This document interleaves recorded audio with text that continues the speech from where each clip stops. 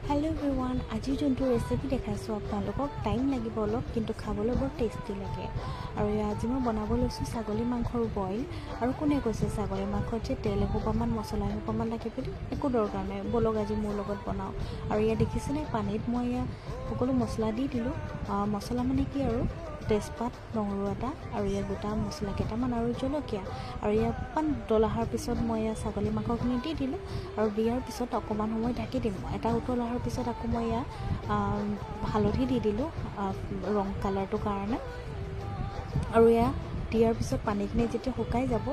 এনেকৈ শুকাই যোৱাৰ পিছত আকৌ অলপ পানী দি দিম আৰু পানী দিয়াৰ পিছত আকৌ শুকুৱাই দিম আৰু শুকুৱাৰ পিছত দেখিছেনে ছাগলী মাংসৰ কিমান ধুনীয়াকৈ তেল ওলাই গ'ল আৰু দেখিবলৈ একেবাৰে গাহৰি যেন লাগিছেনে বাৰু